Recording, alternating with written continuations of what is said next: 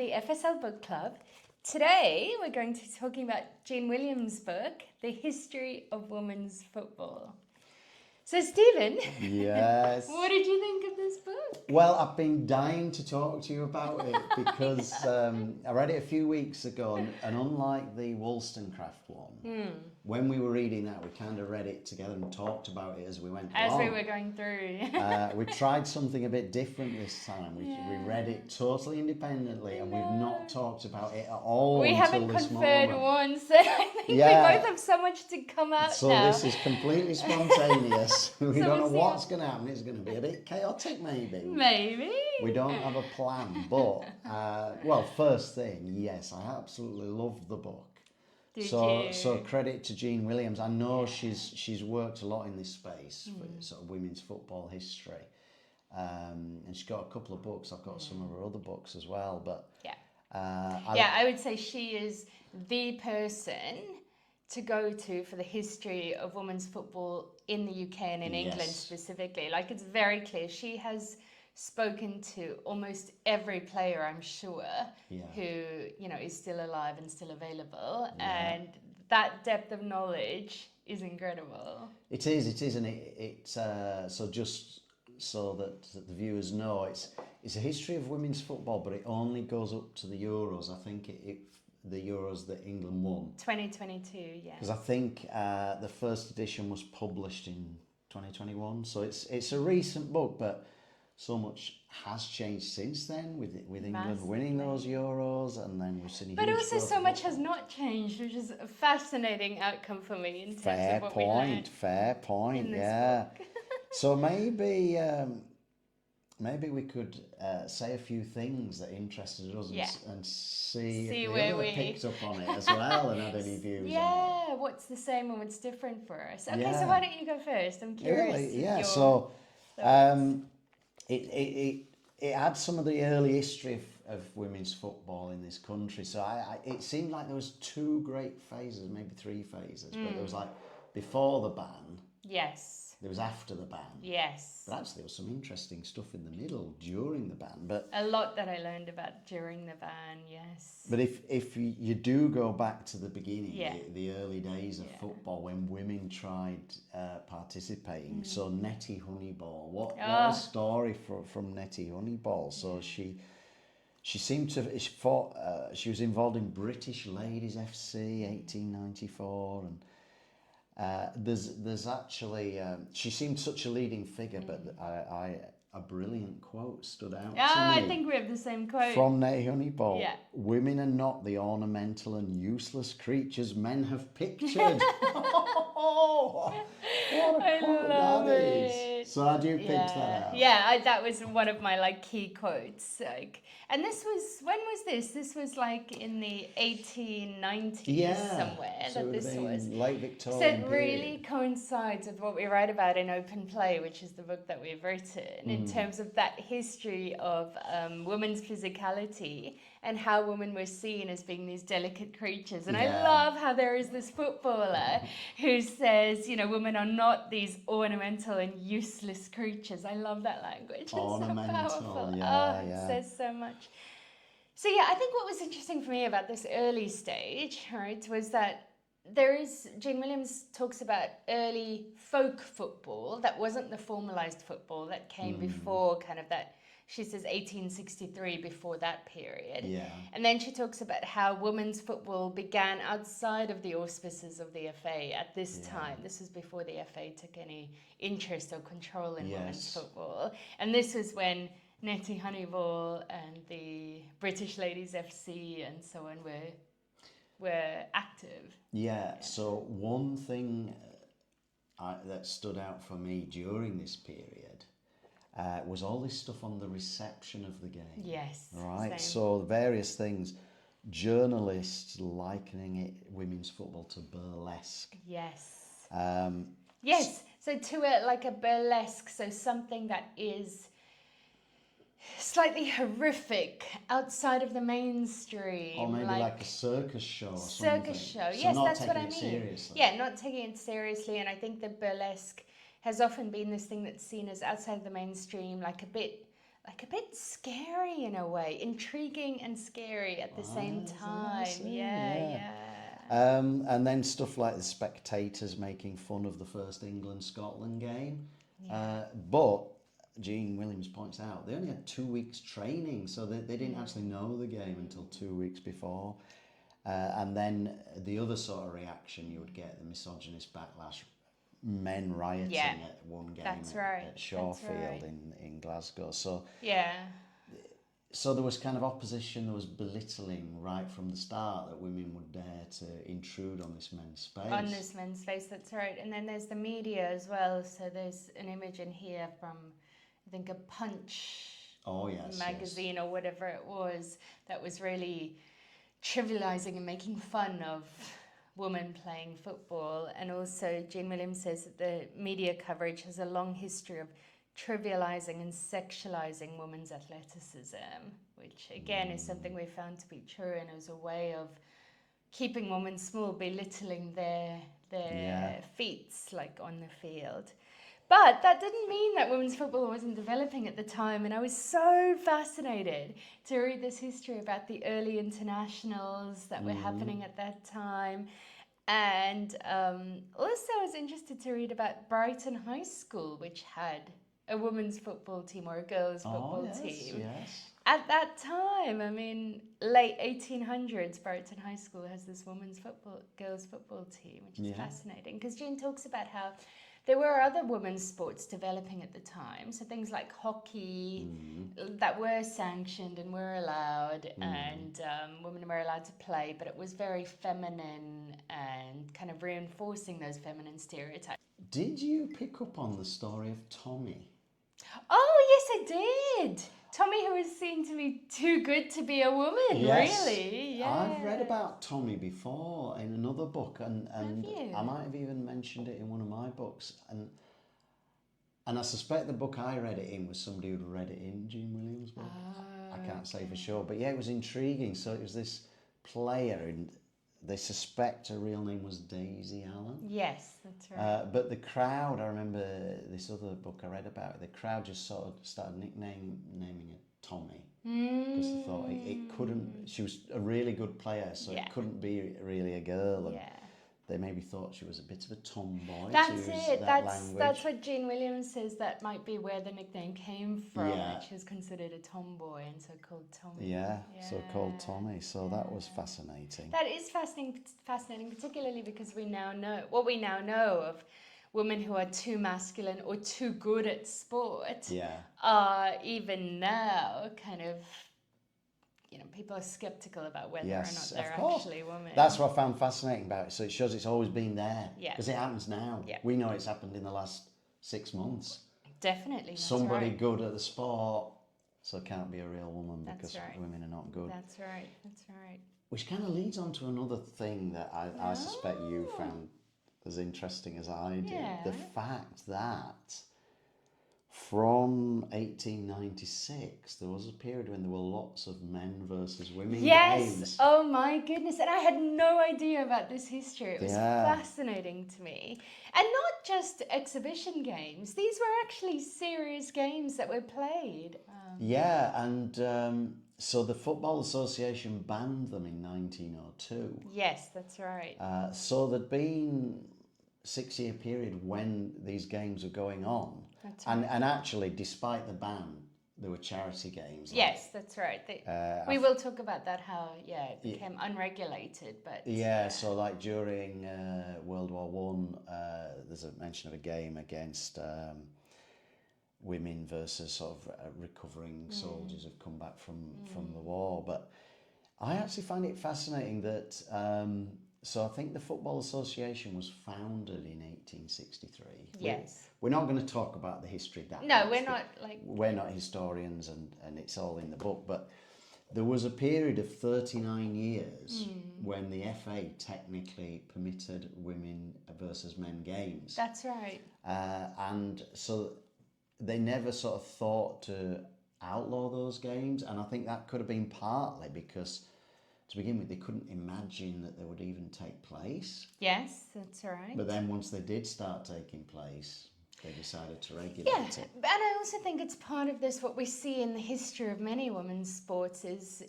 when sports started, there wasn't necessarily explicitly any rule that banned this. Yes. And so it just kind of naturally happened. It wasn't it just, was people playing sport. And so there would be women's teams playing against men's teams.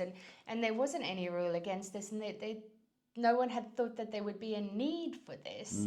But then I think because of this misogyny, because of this, what we say could be the fear of men's fears of women taking over sport or being too good at sport and showing them up, then we start to see rules coming in that ban these things. And so I found it absolutely fascinating that these men versus women matches were not only frequent and common, they were happening all of the time, but they were also popular. People went to watch these seriously, and not, again, I think it's important to say, not just as like a funny exhibition or some sort of like joke, but actually those were serious games that people enjoyed watching. But then the FA banned this. They banned it, although despite the ban, I see there's a report of a game in 1903 in Biggleswade. Yes. Where the women beat the men 3-1, despite having 2 fewer players. Yes, that's right. But yeah, the stuff you say about the crowds, the popularity of women's games. So I remember not that long ago, you used to read about, before the ban of 1921, like women's games could attract 30, 40, 50,000 spectators. And it's not that long ago I'd read that and think, yes, wow. That's amazing. That's right. And now... That's what we're attracting now. It's so routine, isn't it? Yeah, that's right. But that's what's so interesting. Like, not even 3 or 4 years ago, just before the 2022 Euros, that would have been remarkable. Like, there were only a handful of games that had happened where there were large crowds. Most teams were playing in front of 2,000, 4,000 people. And it was always, to me, also really amazing to hear that over 100 years ago, there were massive crowds watching women's football, and I couldn't even envisage that. And now 3 or 4 years later, I'm like, oh yeah, of course. Like, so Arsenal sold out the Emirates last season, didn't they, for a WSL game, 60,000. So, and then England matches, the Euro final, getting 90,000. So it's amazing what's happened in the last few years since the book came out. And so what I think is really interesting is Jean Williams has this line where she says, the FA always had an overbearing attitude towards women's football. And even in this early stages, we see that. And I think just before we get to like that era of the ban, there were 2 very interesting things that stood out to me. One was that in 1896, Wembley Park, so this was before Wembley Stadium, as we know it was built. That was built in 1923. Yeah, but Wembley Park hosted women's football at that time because this was before the ban. So there was women's football being played at Wembley, in 1896, being really popular. But another thing that I thought you might find interesting, if I may reveal your loyalties in the football world, was that in 1895, so this was again before this formal ban that happened in 1921. In 1895, the FA Council had a meeting at Crystal Palace and told Sheffield United Football Club that not to allow women to play at Bramall Lane. And I can't quite at this moment remember why that happened, but they didn't want women to play at Bramall Lane at that early period either. So it's clear to me that women were already pushing the boundaries. It may have taken about 20 years before the FA formally instituted a ban across all of its grounds. But well, you might not know it nowadays, but of course back then Bramall Lane was one of the main stadiums in the country. It had a much bigger capacity than it does now because it was shared with a cricket pitch. Really? Yeah, and England internationals, men's England internationals would be played there. There was an FA Cup final replay there, so it was.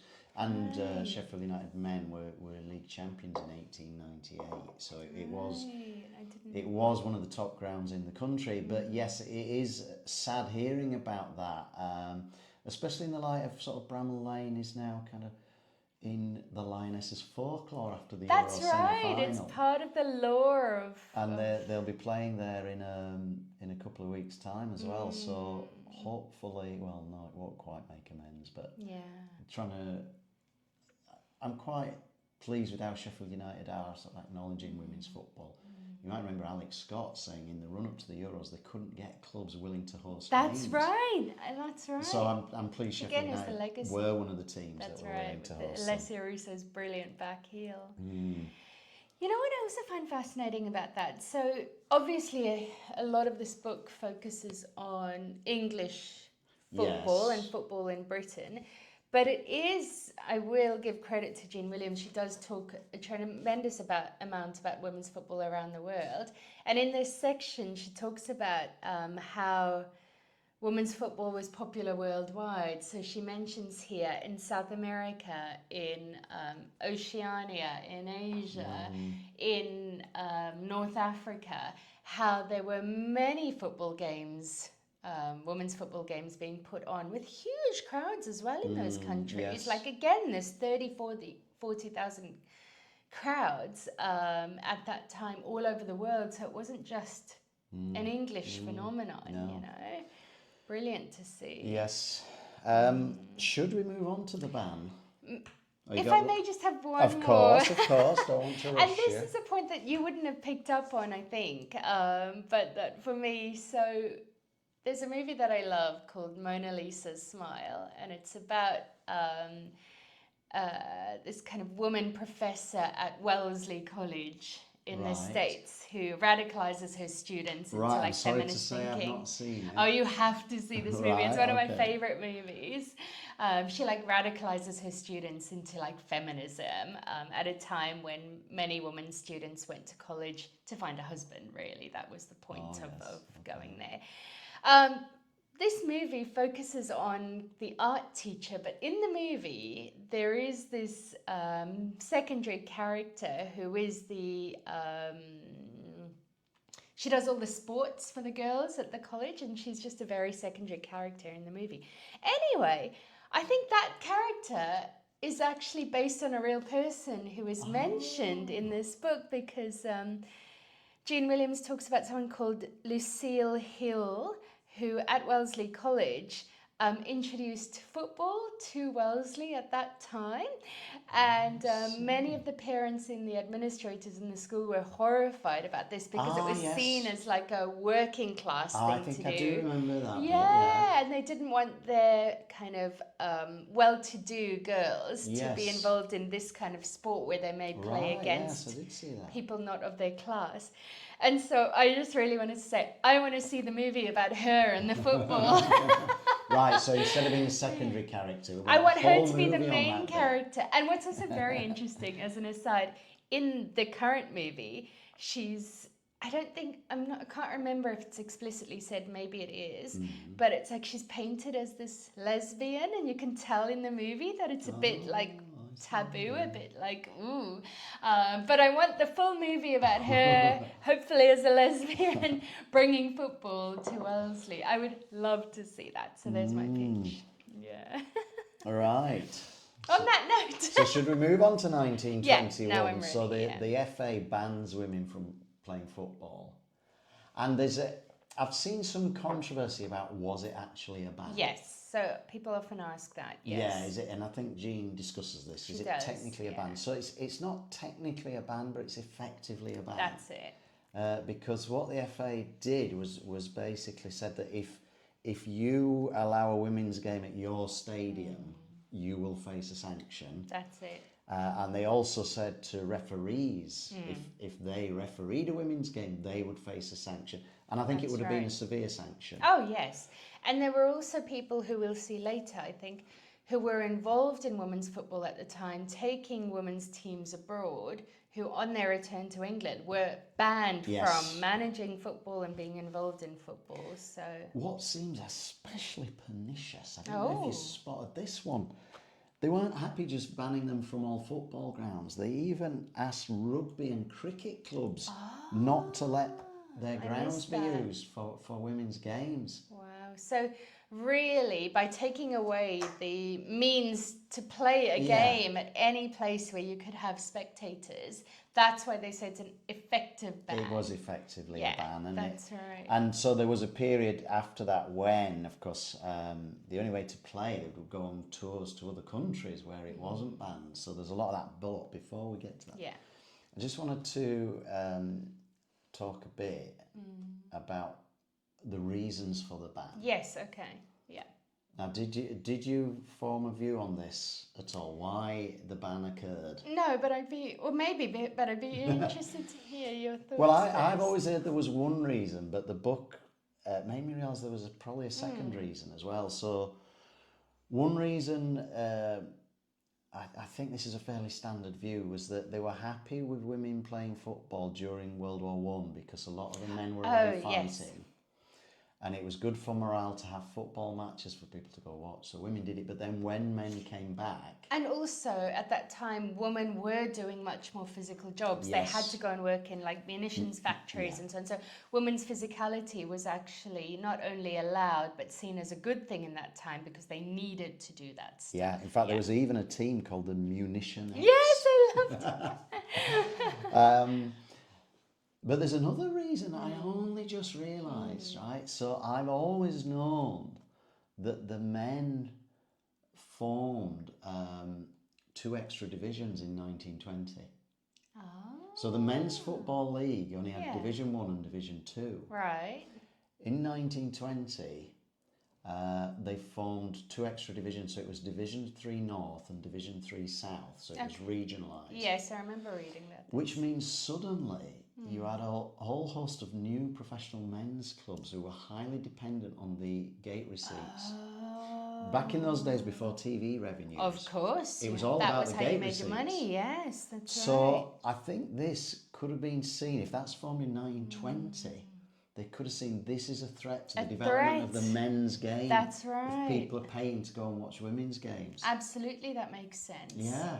That makes sense. And then, of course, after the war, men are coming back and there is a societal shift in which kind of society wants women to go back into those feminine roles. Yes. You know, back away from the manual labour jobs. Yeah, that's right. So the physicality was being discouraged.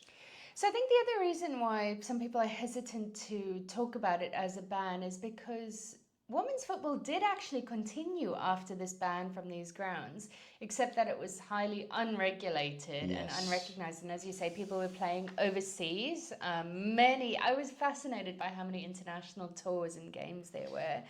But it also did continue locally because in 1921, I was fascinated by this, and this is something I do want to talk about, is the history of regulation of women's football, how that's changed over the years, and even in this last year, it's changed again. Yeah. But the English Ladies Football Association was something that came together with 30 teams in 1921. Yeah. And a few months later, 30 more teams kind of became part of so that. I think that'll be related to the ban, because I think the ban was actually, it was only on the 5th of December 1921. So you think that was first? Well, and I think it's related. So the Football Association want to form these 2 extra divisions. Yes. At the same time, the women are organising their own league. That's right. So it would have been a real threat. To the development of the men's game. So the FA's decided to prioritise the men's game. Yes, that makes so much sense because they're like, we need these pitches for the men to play on, all of these new divisions. And if we don't, we won't get the gate receipts. Yeah. And of course, so 1921, when the ban comes in, that's when the FA, you might remember there's this famous quote. Yes. So despite unsuitable for females. Everyone knows despite that the fact the game's flourishing, they're even forming their own league. They suddenly declare the game's unsuitable for females. That's right. Even though they've been playing it for 30 years or more than 30 years in front of huge crowds against men, with men even, because there are some cases where women were playing on men's teams. Yeah. So there's and despite all of that, Yeah. They twist this narrative and say that it's unsuitable for females, and they find doctors to back that up for them, to say that women aren't physically capable. They found doctors, yeah. when that women's league was formed, they said something which I liked. Rules would not be changed to feminise the sport. Yes, I love this so much. So much. I did. So I've attended some talks by Charlene Weaving, who's an FSL member. She's brilliant. She's brilliant, and there's one she did on American football or Gridiron, and they did a women's version. But of course, they completely feminised it.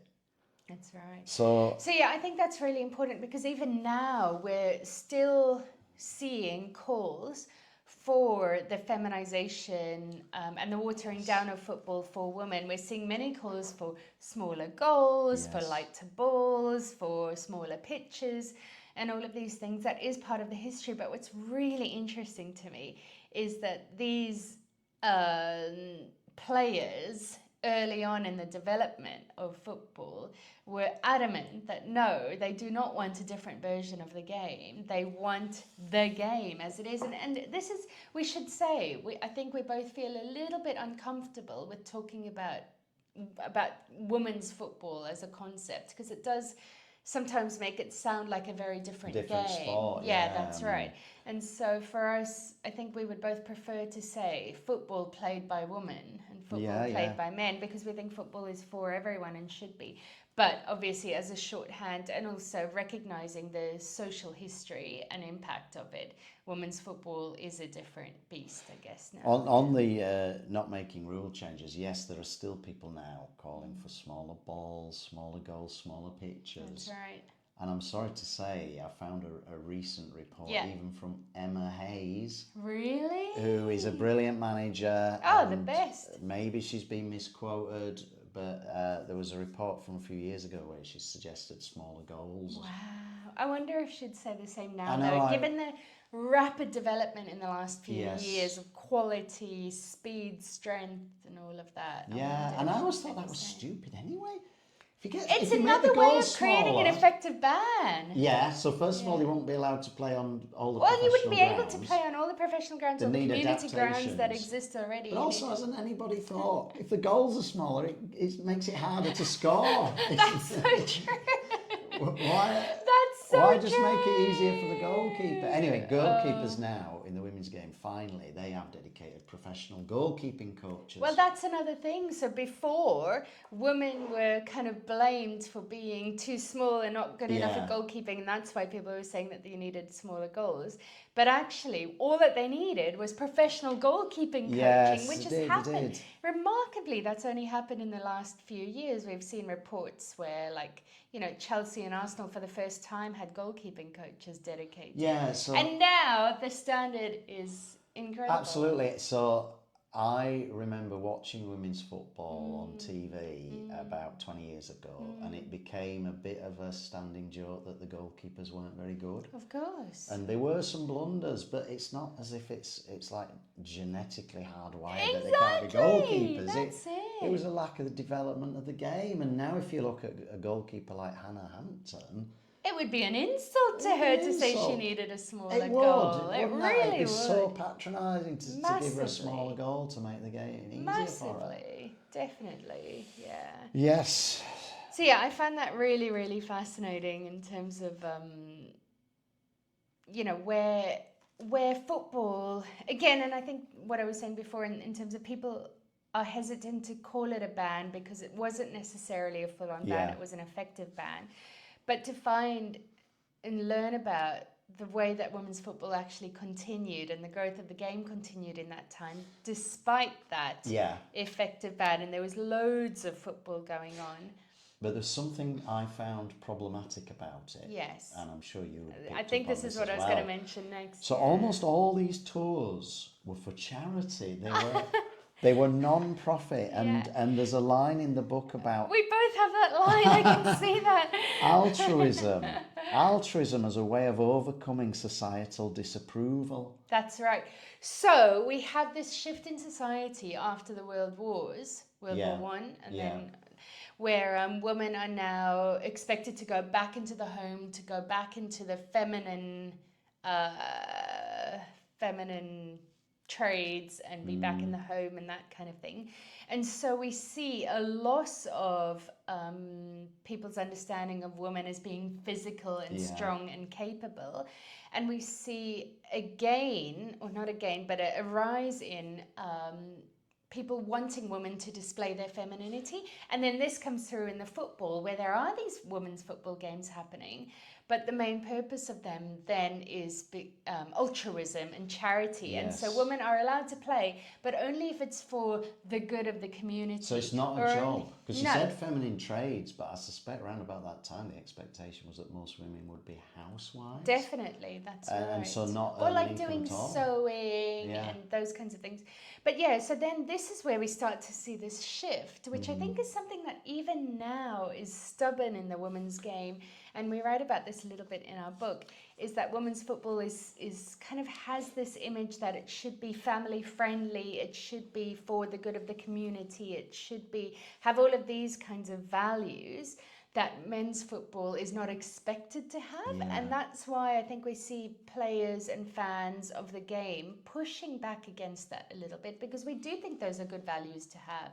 But we don't think that it should only be women's games, and that we should be allowed to be competitive and strong and want to win. And should be allowed to earn make money from doing it. That's it. So exactly. it kind of showed that it wasn't, it's not just that it wasn't taken seriously, but it was deliberately made to be not taken seriously. Exactly. You know, so that was... But also, not taken seriously, but also that it holds up this idea of feminine values as being about charity and community. Yeah. And there's something that, I don't know if this is directly related, but Jean Williams discusses it around about the same place in the book. So I don't know whether you would have picked up on this. I suspect we're picking up on the same things, but of course. There's a quote about the FA continuing to see women's football as a financial drain instead of an opportunity for growth. That's right. I have that exact same thing too. Women's football as a liability rather than an asset. And again, something that is endemic in the idea of women's football even today. Totally even today. Yeah. I mean, I'm sure you saw the reports over the summer that the Manchester United women had That's been right. moved into porter That's cabins right. for their training ground. They're in porter cabins, right? So a club like Manchester United, who are one of the richest clubs in the world, what proportion of their wealth are they giving to the women's game? It sounds like it's less than 1%. I don't know the figures. Yeah. But they're a club of vast wealth, and I've often heard like people saying that, oh well, you know, the women's game, it doesn't get money, but it's not profitable yet. It's not earning enough money to put into it. But that shows a totally different treatment from the men's game. It does. You know, so most men's clubs are not profitable. That's right. Then they're not expected to be. They're not expected to be. Right. So they're expected to win and to bring in. You don't run a football team to make profit. You run it to win tournaments. To win tournaments for that image that you have of that winning. And also the investment idea. You're growing a brand. So I used to go watch men's football before the formation of the Premier League. Younger viewers might not know there was a time before the Premier League. So what was it from? 93, 94 or something? Right. And it was pretty rubbish. So if you look at old videos of men's games, it's pretty rubbish, right? But the investment was put in. Right, so with the Premier League, a lot of money, investment went in and it raised standards. And that investment is kind of paying off, because the way it works, the way sort of capitalism works, is you grow the product, you grow the company. You know, I heard like Facebook wasn't profitable for the first 10, 15, 20 years, but you grow it, you invest in it, and then eventually it becomes this huge thing. So women's football is treated so differently. It's like you've got to justify every penny we spend on you. And it's still seen as that which is about charity and about altruism. You know, rather than, we do live in a capitalist world, something that can grow and be a force in its own right. It's seen as this secondary thing. The altruism's still there because massively. Rich club owners want to look as if they're really nice because they'll give the women's team a few scraps. And also women's teams exist for pinkwashing. There are a Yes. lot of clubs, most clubs I would say, only have a women's team because they feel like they should have one now, and they can say, oh, we have a women's team, rather than actually doing the investment. So yeah, I think that was really fascinating, and I think that now it helps us to understand why we now still think of women's teams as a liability rather than an asset. And gives us the tools to push back against that, because understanding the history helps us do that. Why aren't the men's teams seen as a liability? I mean, there are some clubs in the Football League, the losses are ridiculous, like right. £1 million a week. That's Well, right. £1 million a week, some clubs. Oh my God. But they're willing to do it as an investment because they want, some very rich people want to have like the most successful team. That's it's like right. a status symbol. That's right, massively. Yeah. What else you got then? What else do I have? Well, I mean, we could talk for a long time about that period of the ban. I do think we should move beyond that in a second. But I think one thing that I just want to mention is we spoke a lot about the international games and tours that were happening at that time. And again, I was so fascinated to see how big women's football was across the world at this time. I mean, I was amazed to read about an English-British, I'm not sure, tour to Morocco during that ban time, where they had huge crowds coming to see women's football in Morocco at that time, which again is something that we've just been told for various reasons wouldn't have been possible. And then, of course, we recently watched the Copa 71 documentary. The Copa del Mondo. So that was 71, wasn't it? Yeah, so that was... And that's right on the cusp. When the ban was lifted. So I don't know, but I think the ban was lifted just because those people who were involved in taking the team to Mexico were banned from football for life. Bans, that's right. So. But I wonder if that's why. I have no idea, but is that one of the reasons the FA decided to lift the ban eventually? Well, maybe they saw the potential, because the Copa del Mondo, they get 100,000 for. Oh yeah, it was massive. So it was in 1969, FIFA, the international body, decided to start to regulate women's football.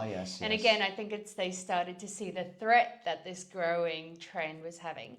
And then in 1969, between 1969 and 1970, there was a Women's Football Association that was formed. But that was taken over by the FA. So I think at that time it was again a bringing into the tent of women's football as a form of being able to control this unregulated thing that had grown despite the FA and FIFA not taking it seriously. We have watched that film on the Copa del Mondo. I was shocked to read in the book, weren't some of the players as young as 14? They had to get time off school, like permission to leave school to go on these international tours. So just to be clear, it was a 6-team tournament and England were invited, or an English team. An English team, and they were put together, but was it Harry Batt? Harry Batt, and him and his wife received lifetime bans, but... That's right. Which seems very unfair and unjust, given that, we now think it was wrong. It was an unjust ban in the first place. And also considering that they put these teams together, okay, those are not recognised now as formal England teams, but they were doing it in this environment that had been created by the FA, in which women's football was unregulated. So then the fact that happened at the time when the FA decided to regulate it again, and then they came back and they were banned, it just seems such an injustice. And the to FA me. still doesn't recognise those as full internationals, right. nor any of the games played in the late Victorian era. That's right. As far as the FA is concerned, the first England international was 1972. That's right, in 72. That's right. So again, unjust on the history of those early pioneers who demanded to play. And Jean Williams does talk about that. She says that the FA kind of decided to rewrite its own history, and she's very much baffled by that point. So in 1971, the FA lifts this ban. It starts to regulate women's football again, and then we start to see, I guess, some more growth of the game. Yes, but it was...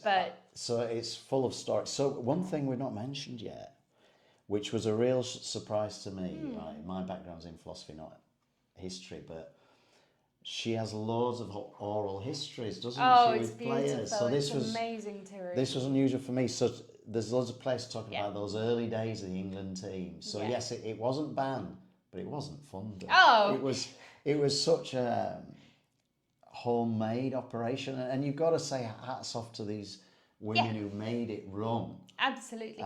But yeah, again, it's what's interesting to me is we are kind of sold this idea that women's football wasn't a thing at all and it was starting from scratch in 72 and so was this like homemade operation. But really we need to recognize that it was the FA that forced that. And then when they brought them into regulation, they did that, but without giving them any support or resources or funding. And so these women really are the people who started women's football. Yeah, there are some amazing stories. In the oral histories, like they had to pay their own way to go to training camps and to go on tours. That's right. So not only were you not being paid, you weren't even getting your expenses. Expenses to go and do these things. And there's some great stories like staying in dormitories with the opposition team, sharing the same room and everything, and some of the camaraderie that came out of it. And what the oral history made me realise something I think really important when, you know, we talked about women being excluded from sport, exclusion. It's not just being excluded from physical activity, which is bad enough, but what comes across for me in those oral histories, players talking about how much it was about so much more than sport. It was about travel, it was about friendship, the experiences, broadening horizons, social everything networks, that they learn from that perspectives. environment. That's right. So it shows that at a time when travel wasn't easy to do, right? Yeah. It shows that excluding anyone from sport, it's not just harming their physical development. That's right. All those sport life opens skills. up. I mean, we've got an FSL member who used to work in careers. I was just thinking about that. Yeah, and she said how you could really see the CVs of those who were engaged in sport and those weren't, because it opens up so much for them. That's right. There's many life skills that you learn through sport, definitely. Yeah. What was very interesting to me at this period as well was how I think Jane William calls it like working migration of football players who would then go and live and work internationally. Yes. And there were quite a few players who went to live and work in Italy where there was support for them. They weren't necessarily paid because they still had to be amateurs if they wanted to play for England. They were amateurs. Officially. But unofficially, they were given board and lodging and food and expenses and travel and everything. And it's really interesting to read those oral histories. Yes, so and there's how a football story was taken so seriously. Of Rose Riley. I've got Rose Riley here as well. So she's the only Scottish footballer, man or woman, to have won a World Cup. Incredible. But she won it for Italy. Exactly. and she, when she started playing, she had to play on a boys' team, and she became known as Ross Riley. But she was the one who, she received corporal punishment at school for playing football. Well, she has this brilliant quote, which I think says so much. She says, sometimes it felt like I would be burned at the stake for playing football. It says absolutely everything about the history of women's football for me, because this was recent, living history. Yeah, and it shows what a struggle it is and continues to be to just win the right to play. So all credit to her for persevering, and I hope now she can sort of look back at the history game and know how right she was and how wicked it was for a teacher to give a corporal punishment for just for playing football. It's unbelievable. One thing that really stood out for me, maybe you knew about this all along. Oh, I'm curious. Title IX. Oh yes, yeah. You knew all about it. So I didn't. Yeah. In my ignorance, I didn't know enough about this, but game changer. Because if you're looking at like who is the dominant national women's team of like the last 50 years? USA. It's the USA. Oh, completely. And why was that? In 1972, Title IX was passed that basically said in any sort of educational government-funded organisation, girls had to have equal funding to boys, including sports. So that gave girls something probably I don't know, was it unique in the world? Oh, it is unique in the world. Yeah. That is an incredible piece of legislation. I mean, there are many issues with it, but in terms of like in the development of women's sport and physicality, that is why we see the US be so dominant and why the college system is so good for women's sport and football in particular in the States, is because all those colleges had massive American football teams that were funded, obviously, for the men. And when this legislation came in, that same amount of funding had to be put into women's sport in some way, shape, or form. And they landed on football. And they landed on football. And that's what's a really interesting thing is I think the image of football is quite different in the US, where it is seen as a woman's game. It's seen as a feminine game, and it's the image of it is quite different because it is contrasted with American football, which is very different from the history here. But because of that funding, the programs were developed so well and women's physicality developed so well. And that's why we see Title IX is really great for that. Again, a huge contrast to here. So there's mention of Kelly Smith, an England player who injuries, and we can put it down to lack of sporting medical infrastructure. So that's right. So Kelly Smith grew up here and she played here with no resourcing, no funding. She played for Arsenal. And then she went over to join a team in the US, and her career was really a career of injuries, but that's because she suddenly was in this league that was, way above anything that she had encountered before, and she didn't have that physical development that the girls in the US had had, and so that's why we see those injuries. Social social construction of physicality and of injuries as well. Yeah, that's right. So I think the book is great at documenting that kind of ongoing struggle. Seeing women's football develop so much in the run up to the 2022 Euros and beyond, it might be easy to think we've sorted it all out now. But first of all, it's only very recently that women's football has got anything like the funding that it needed. Well, and still arguably that it still lacks very much. Still lacks, yeah. So I suspect most clubs, the women's team is getting by on scraps. The salaries would be considered an insult to some of the top men's players. So the coaching is still seen as a stepping stone to a men's team. There's still such a long way to go, but it does also feel like an exciting time as well. It does, and I think it feels here now like it felt in the US, in the early 90s when the US were winning the inaugural World Cups and, really having that huge wave of the growth of football there. I think that's what we're seeing now in England. Yeah. But what this book for me really taught me, and I did know some of this, but I think it really, really helped me to see that, women's football didn't just start in 1991 or 1995 or even 1972 or 71. That there is this real strong history of that before then, and we need to see what's happening now in that context to be able to take us forward. It's so good on that, and I think I did want to point out it's actually a beautifully illustrated book, so there's plenty of pictures, and it's really good on the early history of the game, isn't it? Yeah, and I think that's something really important to understand. So coming to where we are now then, I think we're skipping over the last 20 years a little bit, but I think that history is known quite well in terms of what's recently happened. But now we have seen in this last year this split again of the women's game from the FA and taking itself into its own management again. So we've spoken a little bit about how over this history we learned that there was a women's FA and then the FA took control again, and there was that early English Ladies Football Association and that disappeared. So we've seen these waves of football being within the auspices of men's control and outside of it. And I'm curious what your thoughts are, if you have any thoughts about this latest iteration of the breaking away? Because I have some thoughts, and I am conflicted. I don't completely know how I feel about I'm not it sure yet. what to think of it, so let's hear your thoughts then. Okay, well, I'm conflicted in two ways, right? Yeah. I think for me, it's really nice to see that. I think I can see the pros of it. I think there is good reasoning for it.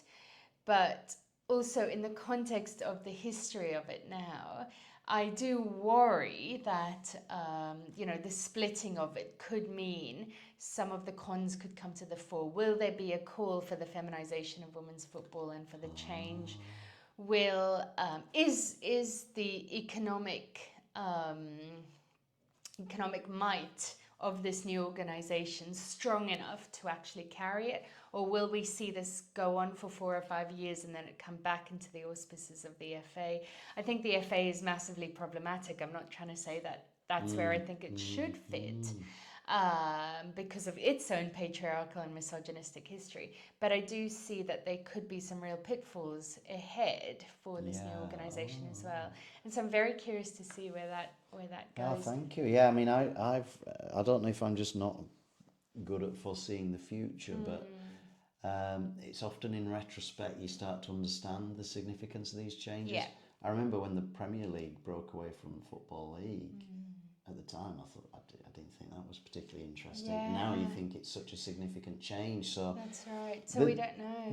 There's an awful lot in the book on those kind of organisational changes, isn't there? So yeah. That's why it's so interesting. I didn't know that there were all these organisations. Yeah, it's just like constant restructuring, coming under a different authority and so on.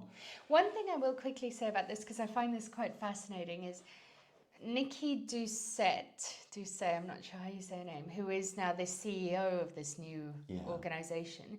She recently gave an interview where she said she wanted women's football to feel like Glastonbury when the crowds go.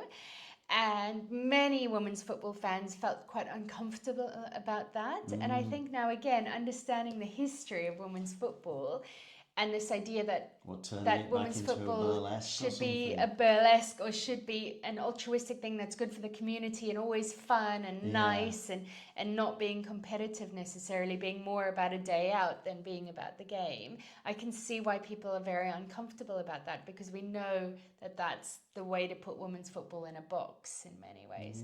So, yeah, it's an interesting thing for me. Yeah, so we've gone on a little bit about that. Anything else you want to add, Sheree? Have you got through?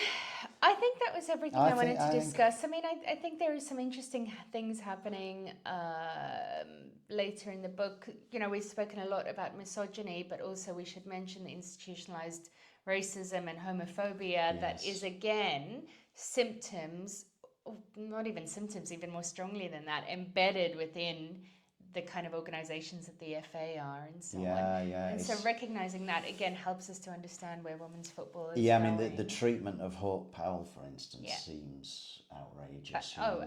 There's a few instances like that. And, you know, the FA does not come out well from this book, does it? Quite right, it shouldn't come out well. The FA has been pretty outrageous throughout almost all its history. And it's shown that it was very much a patriarchal institution. Definitely. And so the treatment of women really isn't surprising given that understanding. But I think let's wrap it up then. But I do want to say, absolutely love the book. You absolutely loved it. I mean, I really loved the book. I found it fascinating, but I loved how much you loved reading and learning. Yeah, well, I read a lot of football histories, but I've not read enough on women's football history. And maybe if Jean Williams watches this, so yes, we would love to have you on the podcast. You'd always be welcome. But also, we absolutely love the work that you're doing. That it's incredibly important. I think Jean is a real hero of women's football. She's filling that gap that really does need filling. It's so easy, I think, that the history of women's football could be forgotten and or deliberately written out of the history. So and on a forward-looking note for me, you know, some people might say, well, what does it matter? We're forward looking and we're going forward now. But as we've said a few times now, understanding that history and what has made women's football what it is today, and also how the football has actually flourished not because of its regulation, but despite the ways that it's been regulated in all these years, I think can be a really hopeful thought about women's physicality, women in sport, and like where that's going in the future. Yeah. Well, maybe we could just finish with one last story. Do it, yeah. Because it illustrates what we just said there. So the other night we were at the England match. Yes. And we bumped into Kerry Davis. We did. who was an England international. For a long time, she was England's top scorer. She's in this book, of course. And